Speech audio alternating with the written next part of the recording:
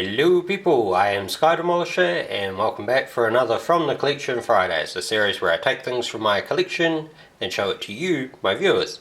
And this week it is the Arts Kai action figure Front Mission Evolved Zenith. So I believe this was a game.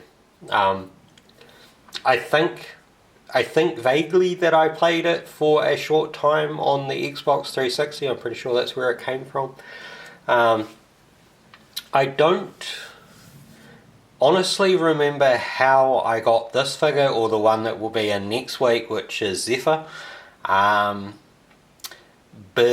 I think they may have been Mighty 8 purchases, like, you know, ages and ages ago. I did have them on display for a while, but not for very long. Just trying to look at it, I don't think there's any, copyright date on them. Anyway, so you get a nice window at the front. On the side it's just the number 1. On the other side it's the number 1. Different things. And then the back, you get the over 23 points of articulation, some pictures of the figure and stuff. So yeah, nice big plastic tray to yank out. You do get excuse me, I assume a little sort of instructions with it. You do kind of get a bit of like a diorama back thing to the box.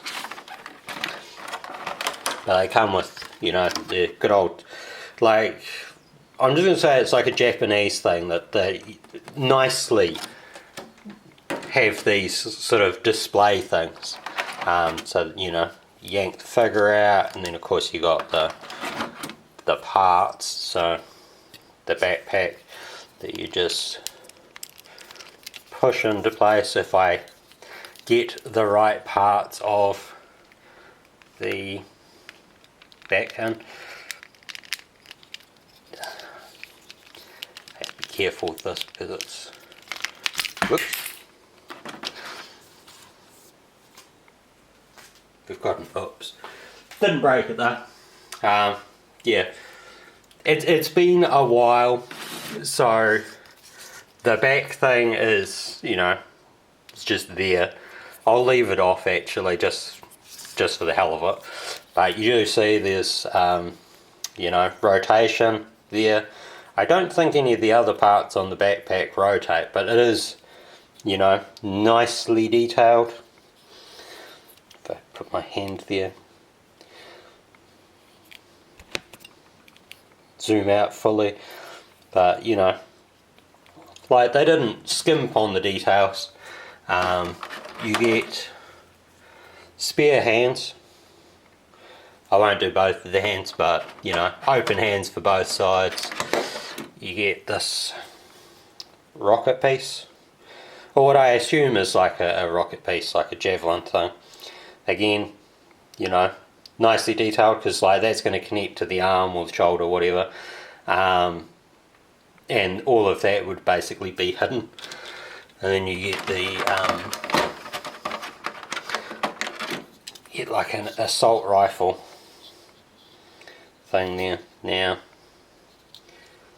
it shows what looks like stress marks there, but I'm not entirely sure if they were stress marks. They might be. There's no moving parts on it. The magazine doesn't come out, but nice firearm. As for the figure itself, you can see nice blue eyes on the face there. It has got articulation at the head. You can rotate at the shoulder there. There is backwards and forwards, like a bit of a butterfly joint. There is rotation at the elbow and articulation that takes a bit more past the 90-degree angle thing and where it connects.